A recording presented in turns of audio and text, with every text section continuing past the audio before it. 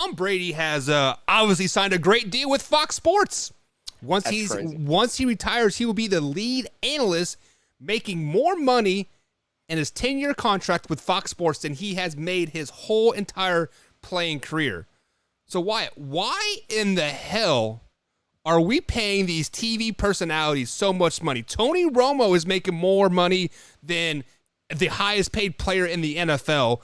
Tom Brady's getting ready to make bank, was it $376 million over the next 10 years or something? And it is absolutely crazy. Are you okay with Tom Brady making this much money, being a lead analyst on Fox Sports when he hasn't even called a game yet?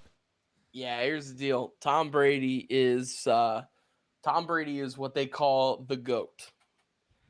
And if Tom Brady wanted to go and be the McDonald's CEO for $375 million, you find me one person on earth who's going to tell Tom Brady no. Me. If they've got $375 million to be able to spend, and you can get a guy like Tom Brady, especially on a football broadcast, yeah, you're totally doing it. I mean, the money's ridiculous. I'm not going to sit here and tell you that like the money's not a ridiculous number and that, it's not crazy that he made more money in this contract than he did his entire 22-year NFL career and on.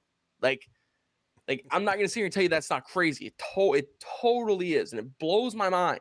The situation that it's in right now. But it's Tom Brady. Like, are we going to tell him no, that that he's not worth that money now?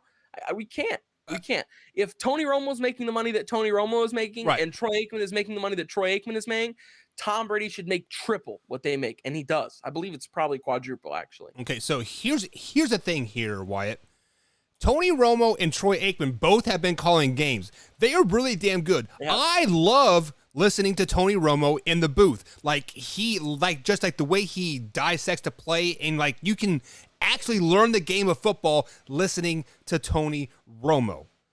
Now, this is basically saying that we are going to draft a rookie that hasn't played football in 7 years, and we're going to give him $100 million and start him over Lamar Jackson. That is basically what is happening with Tom Brady and Fox Sports right now. They are solely 100% baking that Tom Brady is going to nail it. I hope Tom Brady is just as bad as Joe Buck is. Just as annoying as Joe Buck is. Joe Buck is a good analyst, right? But everybody hates him. Everybody hates Joe Buck. He is so biased. Well, because he's biased. And he's not biased. People just hear their local broadcasters puffing up their teams all year, and then Joe gets out there and doesn't kiss their ass, and they're all like, this Joe guy is such a homer. Yeah, whatever. Joe Buck is terrible. No. Chris Collinsworth. That's who I'm going to compare Tom Brady to. I would rather listen to Chris Collinsworth than Tom Brady. I hope Tom Brady falls literally flat on his face and he fires him after the 3 games. It's not going to happen. Let's talk Brady, about... He'll be just fine. So people said the same thing about Greg Olsen. Did you ever hear him call a game? Did you hear Greg Olsen call a game? Human being to ever even look at a football, though. That's the difference. No, he's not. Greg Olsen is not a quarterback. Greg Olsen's just awkward.